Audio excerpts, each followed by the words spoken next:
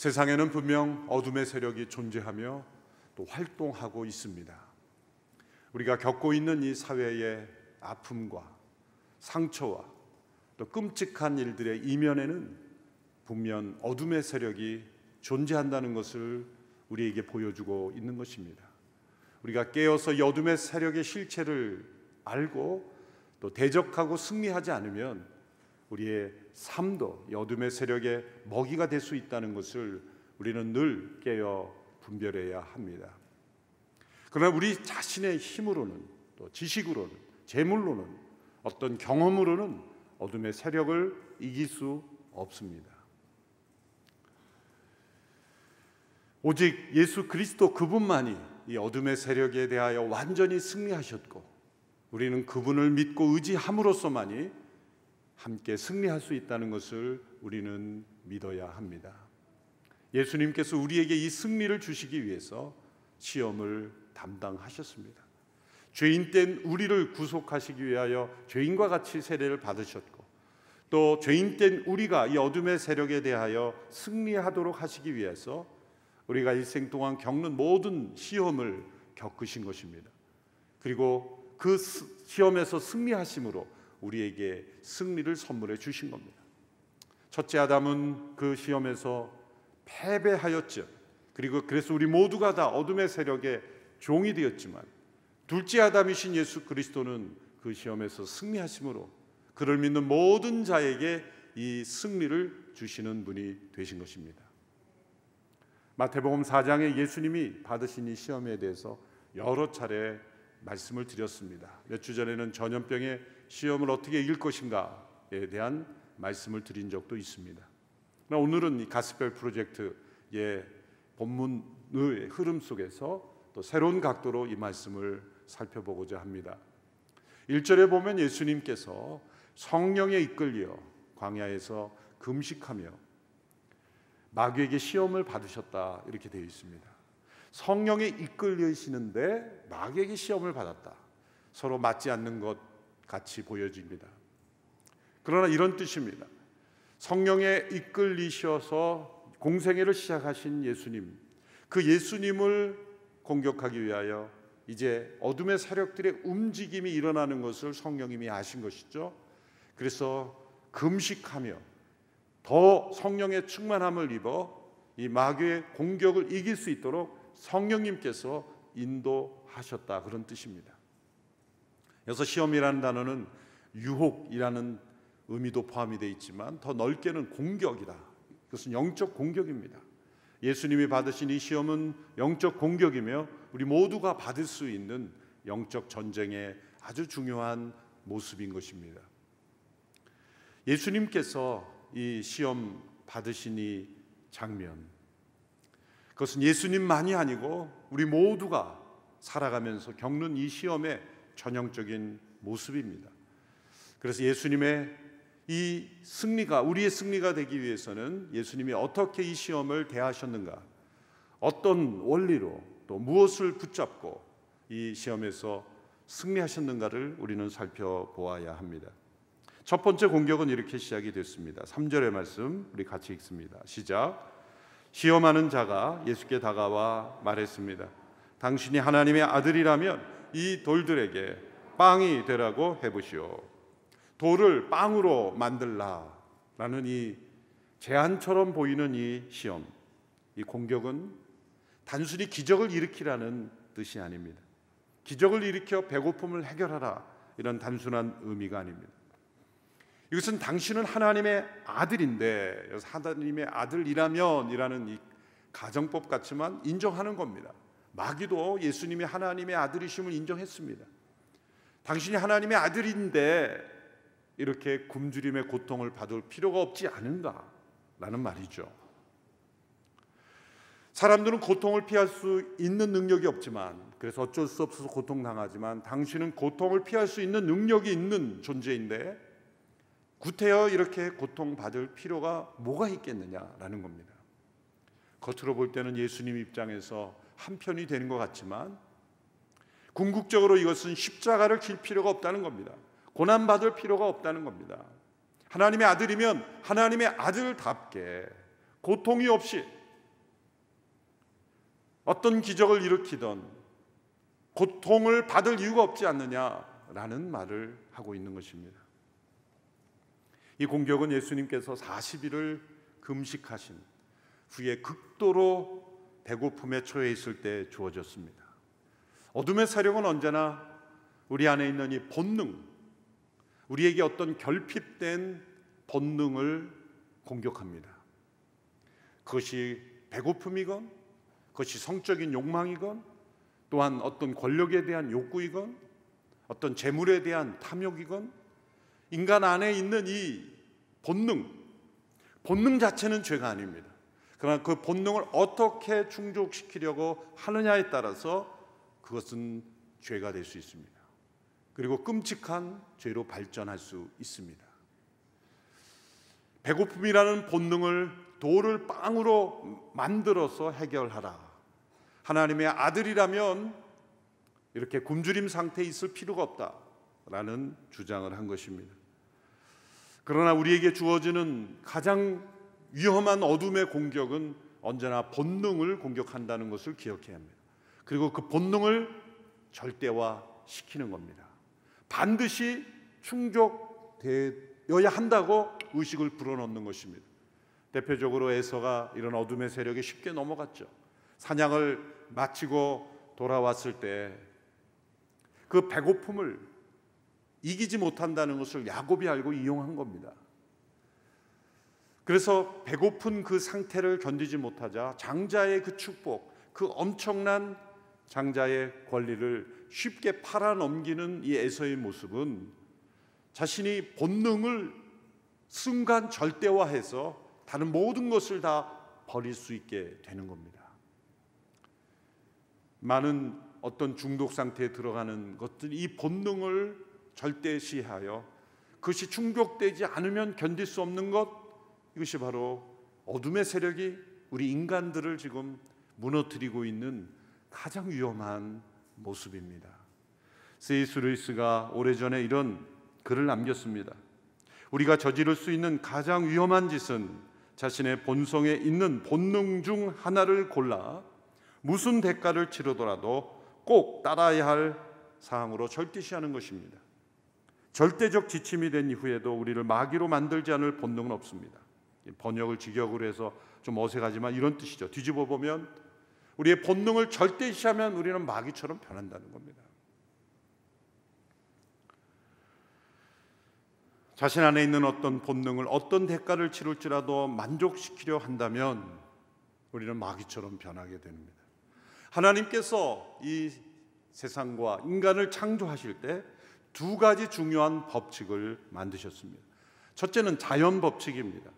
이것은 과학으로 발견될 수 있는 하나님의 창조 질서입니다. 중력의 법칙, 또 연력학 법칙, 다양한 이 자연 속에 숨어 있는 이 법칙들, 동물과 식물과 그런 모든 자연 우주에 담겨 있는 어떤 법칙들이 있습니다. 하나님의 창조하실 때 그 법칙 가운데 이 세상이 존속되도록 만드신 것입니다. 만일 이것을 어길 경우에 어떻게 됩니까? 엄청난 대가를 치르죠. 중력의 법칙을 어기면 어떻게 됩니까? 높은 곳에서 그 법칙을 무시하고 뛰어내리면 죽습니다. 엄청난 대가를 치르게 되는 거예요. 그만큼 이 자연 법칙은 우리가 지켜야만 하는 것이고 또 경험을 통해서 지키게 됩니다. 두 번째 하나님 만드신 중요한 법칙은 인간 안에 있는 자연법입니다. 도덕률이라고도 부를 수가 있습니다. 인간 본성의 법칙이라고도 부를 수가 있습니다. 이것은 옳고 그름을 따지는 능력입니다. 이 자연 법칙은 선택의 여지가 없습니다. 그래서 인간들이 잘 도전하지 않습니다. 그리고 자연 법칙을 무서워하고 존중합니다. 그런데 인간 안에 있는 이 자연법은 인간이 스스로 선택할 수 있다고 생각하기 때문에 이 선택으로 자꾸 이것을 어기려고 하는 거예요. 그것이 타락한 인간의 죄의 모습이죠. 그래서 문제가 되는 것입니다. 근데 분명한 것은 인간 안에 이 자연법이라고 하는 것은 가르쳐주지 않아도 안다는 겁니다. 교육을 하나도 받지 않은 사람, 그 글도 배우지 못하고 또 교육기관에서 교육을 받지 않은 그러한 상태에 사는 사람일지라도 거기에 가보면 도덕률이 있어요. 저 아마존의 밀림숲에 저 아프리카의 어떤 교육의 혜택도 받지 못한 학교도 전혀 없는 그곳에도 가면 나름대로의 도덕률이 있습니다. 우리가 함께 살기 위해서는 지켜야 될 룰이 거기에 있어요. 어떤 선진화된 법의 체계는 없을지라도 보이지 않는 룰이 그곳에도 있습니다. 그럼 어떻게 생겨났을 거예요? 교육도 아니요, 누군가로부터 배운 것도 아닌, 본능도 아닌, 그것은 인간이 만들어내지 않았지만 인간에게 주어진 자연 법칙이 있다는 겁니다. 이런 도덕률이 있다는 겁니다. 그것은 인간을 창조하신 하나님께서 옳고 그름을 규정하시는 하나님이시라는 겁니다. 그 하나님의 형상대로 지음을 받았기에 인간은 교육이 전혀 주어지지 않아도 스스로 옳고 그름이라는 것을 분별하는 능력이 있다는 거예요. 그래서 왜 서로 싸웁니까? 왜 서로 다툽니까? 그것은 내가 옳다고 주장하는 것을 상대방도 옳다고 생각하리라고 생각하는데 다른 것을 주장하니까 서로 싸우는 거예요. 내가 옳고 당신이 틀렸다는 거 아니에요. 이 다툼의 원인은 모든 인간이 옳고 그름에 대한 이 분별하는 능력, 자연법이 인간 안에 있다는 거예요. 왜 이것을 제가 말씀드립니까? 자연 속에 있는 법칙만이 아니라 인간 안에도 이 자연법, 도덕률이 있다는 것, 그것은 하나님의 창조 질서대로 인간이 살도록 돼 있다는 겁니다. 그런데 이 자연법, 인간 안에 있는 도덕률의 어떤 것은 자연 법칙, 과학으로도 증명될 수 있는, 그 중에 가장 대표적인 게 뭡니까? 인간의 성은 남자와 여자 외에 없는 것입니다. 이건 과학으로도 증명되는 거예요. 남자와 여자 외에 다른 성이 염색체로, 유전자로 발견된 적이 없어요. 이건 자연과학 법칙으로도 증명된 거예요. 보세요. 중력의 법칙을 어기고 연력학 법칙을 어기고 우리가 자연 속에 발견된 과학의 법칙을 어기면 어떻게 되는지를 우리가 잘 알고 있어요. 그렇다면 남자와 여자 외에 다른 성이 없는 이 과학으로도 증명된 자연 법칙을 인간이 어기게 되면 어떻게 됩니까? 엄청난 대가를 치르는 거죠. 그것은 자연 법칙일 뿐만 아니라 인간 안에 있는 도덕률이기도 한 거예요. 그래서 더 큰 위기가 오는 것입니다. 2016년에 뉴욕주에서는 31개의 성을 인정했습니다. 31개. 인간의 성이 무슨 아이스크림입니까? 31 아이스크림입니까?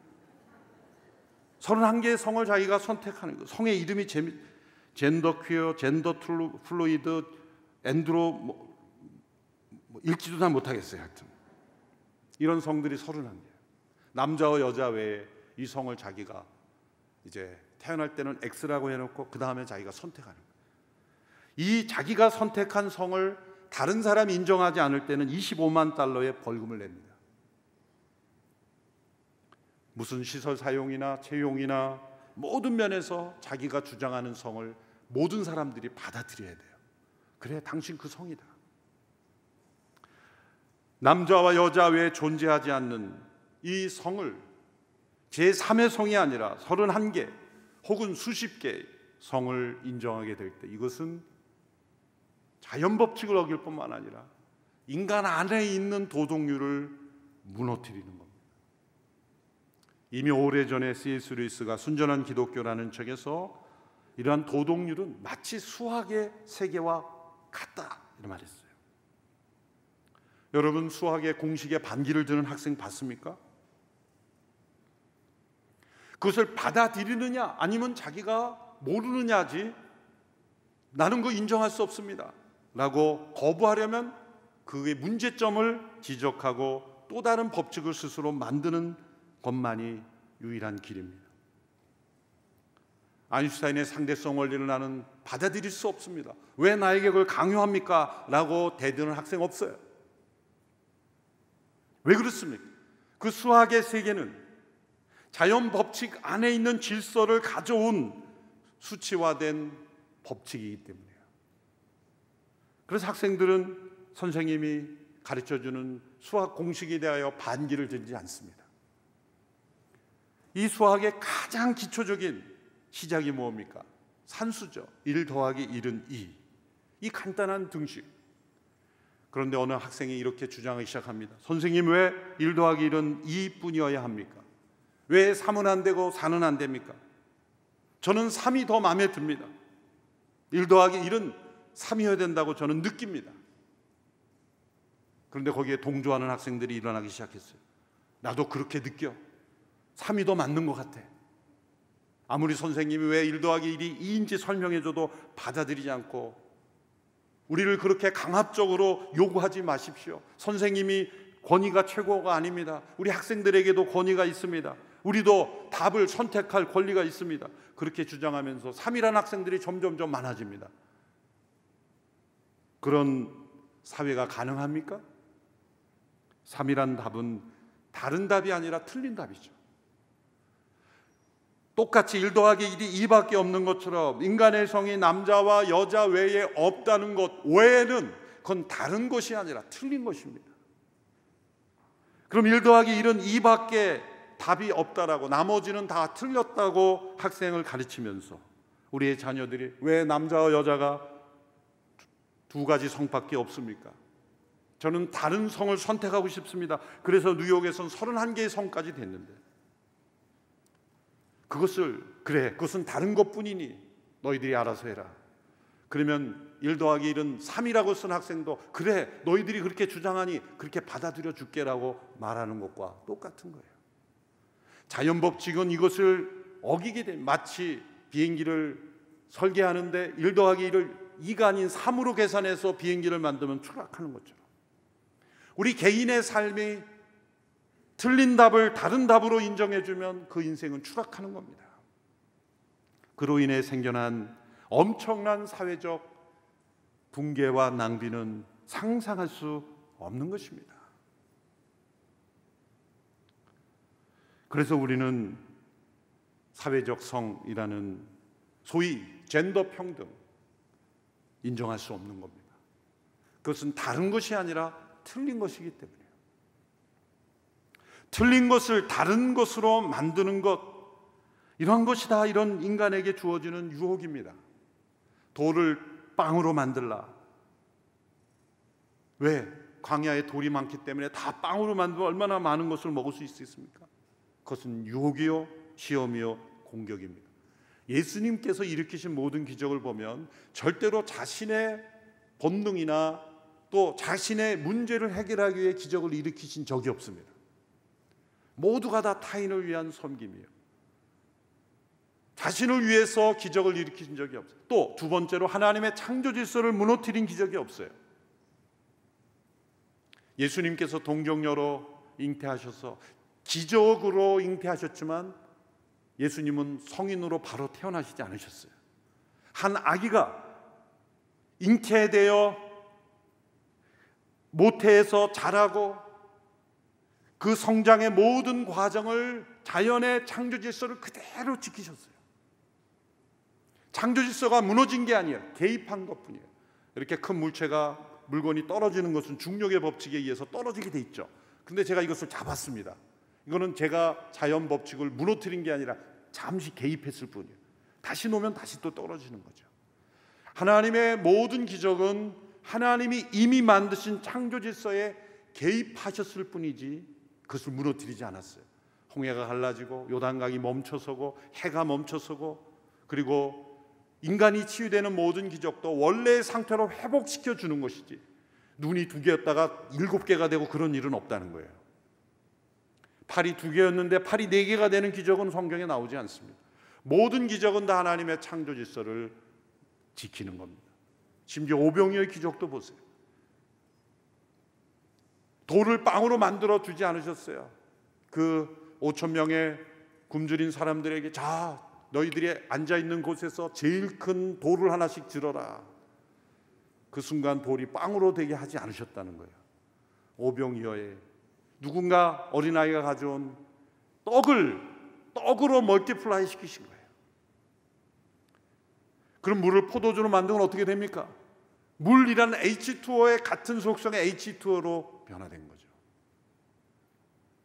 모래를 포도주로 만들지 않으셨다는 거예요. 하나님의 창조 질서 가운데 지켜진 거예요. 유일하게 기존의 창조 질서와 아닌 완전히 새로운 창조 질서의 모습을 보여준 기적은 부활입니다. 그것은 새로운 자연이요, 새로운 창조의 영역으로 들어가는 것이기에 죽음이라는 이 자연의 질서를 깨트린 유일한, 기존의 창조 질서가 깨트려진 유일한 기적은 부활, 그 한 가지밖에 없습니다. 그러므로 돌을 떡으로 만들라는 것은 하나님의 창조 질서를 무너뜨려서 본능을 만족시켜라. 예수님 뭐라고 대답하셨습니까? 사람이 빵으로만 사는 것이 아니라 하나님의 입에서 나오는 모든 말씀으로 사는 것이다. 하나님의 말씀은 우리가 지켜야 될 하나님의 질서요, 창조 질서요, 곧 그것이 우리의 생명입니다. 인간 안에 주어진 자연의 법칙, 또 인간 밖에 만물에 있는 자연의 법칙을 어기게 되면 둘 다 죽는 겁니다. 인간이 왜 죄 가운데 죽게 되었습니까? 하나님의 말씀으로부터 벗어났기 때문에. 그것은 인간 안에 주어주신 하나님의 법칙, 도덕률, 우리가 지켜야 될 그 말씀을 불순종했기에 인간 안에 죽음이 온 것입니다. 그러므로 하나님의 말씀을 지키는 것, 그것이 우리의 생명이다. 인간은 본능을 만족시키는 것이 진정한 삶이 아니라 본능을 뛰어넘어 하나님의 말씀을 지키는 것, 그것이 우리의 생명이다. 예수님은 그렇게 이기신 겁니다. 첫 번째 공격이 실패하자 마귀는 두 번째 공격을 해옵니다. 두 번째 공격에서 이 세팅이 바뀝니다. 첫 번째 장소는 광야였다가 두 번째는 예루살렘 성전 꼭대기로 바뀝니다. 6절의 말씀 같이 읽겠습니다. 시작. 마귀가 말했습니다. 당신이 하나님의 아들이라면 뛰어내려 보시오. 성경에 기록됐소. 하나님이 너를 위해 전사들에게 명령하실 것이다. 그러면 전사들이 손으로 너를 잡아 내 발이 돌에 부딪히지 않도록 할 것이다. 이 광야라는 장소와 성전 꼭대기라는 장소가 대조적입니다. 광야는 하나님께로부터 버림받았다는 느낌을 주죠. 그러나 예루살렘 성전은 하나님께 가까이 있다는 느낌을 줍니다. 왜 이 장소로 옮겼을까?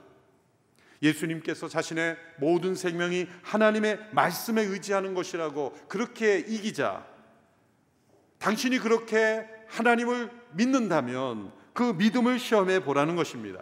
하나님 가까이 있다고 하는 이 성전에서 하나님이 얼마나 당신을 보호하는지를 함께 시험해 보자는 것입니다. 이것은 필요 없는 모험이죠. 안 해도 되는 모험입니다. 이 마귀는 지금 시편 91편, 하나님이 사랑하신 자를, 천사를 통해서 그 발이 해치지 않도록 도와주신다는 그 말씀을 인용하면서 부추기고 있습니다. 그러나 참된 믿음은 하나님이 하라고 하시는 것만 하는 것이요, 하나님 말씀하지 않은 것은 하지 않는 것입니다. 종교개혁자 장 칼뱅은 이렇게 코멘트했습니다. 사탄은 예수님이 불필요하게 위험한 상황에 자신을 노출시켜서 어리석고 헛된 확신을 갖도록 해서 자신이 갖고 있는 능력의 의미를 왜곡하도록 권했던 것이다. 하나님께 대하여 위험스러운 태도로 자신의 신성을 시험하도록 유도한 것이다. 결국 하나님께 대하여 악을 행하도록 요구했다는 거죠. 우리가 믿음을 잘 해석해야 합니다. 자신이 하고 싶은 것을 믿음으로 포장해서도 안 되고, 또 하나님이 원치 않는 것을 믿음으로 하나님을 시험해서도 안 됩니다. 내가 이렇게 하면 하나님이 어떻게 하실까 테스트하려고 그렇게 행동해서도 안 됩니다. 제가 신학대학원 다닐 때 어느 학생이 신학교에 와서 그렇게 고민하고 힘들어했어요. 기도도 많이 했어요. 참 하나님과 가까운 사람이구나 그렇게 생각했어요. 근데 어느 날 기도를 하고 나와서 하나님이 응답하셨다는 거예요. 그렇게 그동안 신학교까지 왔는데 힘들었는데 하나님이 말씀하셨다는 거예요. 무슨 말씀이냐 그랬더니 내가 너더러 언제 신학교 가라 그랬냐. 하나님이 가라고 하시지 않았는데 스스로 가놓고 자신은 믿음으로 살았다고 하는 거죠. 겉으로 볼 때 하나님이 신학교 나는 간다고 할 때 다 하나님이 가라고 해서 간 줄 알겠죠, 주변 사람들. 그러나 진짜 하나님이 가라고 하셨는가? 다른 문제죠. 그리고 하나님 왜 나를 책임지지 않습니까? 그렇게 하나님께 말하는 것은 하나님을 시험하는 것이 될 수 있어요. 하나님은 계속 말씀하시요. 나는 너한테 가라고 한 적 없다. 나는 너가 그 길로 가라고 한 적이 없다. 하나님께서 부르신 길에는 반드시 하나님의 공급하심이 나타납니다. 하나님의 함께하심이 나타납니다. 예수님은 한순간도 한 걸음도 하나님의 뜻에 벗어난 적이 없어요. 하나님 뜻보다 먼저 내 뜻을 앞세워서 하나님 책임지시죠. 이것은 하나님을 시험하는 거죠. C.S. 루이스의 영적 스승이라고 하는 조지 맥도날드도 믿음을 이렇게 잘 정의했어요. 믿음이란 감춰진 미래 속으로 성급히 경솔히 달려드는 게 아니다. 하나님께서 행할 길을 열어주시는 그 지식에 주의를 기울이는 것이다. 예수님께서 신명기에 있는 말씀으로 이렇게 대답하셨어요. 7절의 말씀. 예수께서 마귀에게 대답하셨습니다. 성경에 또 기록됐다. 주 내 하나님을 시험하지 말라. 믿음이란 하나님을 우리가 시험하는 것이 아니라 우리의 믿음이 하나님에 의해 시험되어야 되는 거예요. 진정한 믿음은 날마다 하나님 앞에서 내 믿음이 시험해야 되는 거예요. 진정한 내가 믿음 가운데 있는 하나님이 하라고 하신 일인가? 하나님의 뜻을 알면 아는 만큼 행하는 것이고 그 뜻을 모르는 경우에는 머물러 있어야 하는 거예요. 기다려야 하는 것입니다. 그래서 한순간도 하나님의 뜻 밖에 있지 않도록 그 길을 걸어가는 것이 참된 믿음이다. 하나님을 시험하지 말라 이렇게 마귀를 꾸짖으셨습니다. 세 번째 시험 장소로 옮겨집니다. 세 번째 시험 장소는 높은 산입니다. 이렇게 장소가 세 번 바뀌는 걸 보면서 예수님께서 이렇게 마귀에게 이끌려 다니시는가 생각할 필요가 없습니다. 마귀에게는 장소가 중요했지만 예수님께는 장소가 중요하지 않습니다. 예수님이 약하기 때문에 끌려다니는 것이 아니라 강하신 분이기 때문에 어디든 상관없는 거예요. 더 중요한 것은 우리가 당할 수 있는 다양한 시험을 미리 보여주시기 위해서 이렇게 이끌려 다닌 것처럼 보이지만 다양한 곳에서 시험을 받으신 겁니다. 세 번째 시험 8절에서 9절 같이 읽어보겠습니다. 시작. 그러자 마귀는 다시 아주 높은 산꼭대기로 예수를 데리고 가 세상 모든 나라와 그 영광을 보여주었습니다. 그리고 마귀가 말했습니다. 당신이 만약 내게 엎드려 경배하면 이 모든 것을 당신에게 주겠소. 마귀의 소원은 단 한순간이라도 하나님처럼 되어보는 겁니다. 경배를 받아보는 겁니다. 그래서 거짓말을 합니다. 마귀는 분명 거짓과 속임수를 했습니다. 그가 약속한 것을 줄 수 있는 존재가 아닙니다. 당신이 만약 내게 엎드려 경배한 모든 것을 당신에게 주겠소. 세상 모든 나라와 영광은 마귀의 것이 아닙니다. 줄 수도 없습니다. 완벽한 거짓말입니다. 마귀는 이 세상의 지배자가 아닙니다.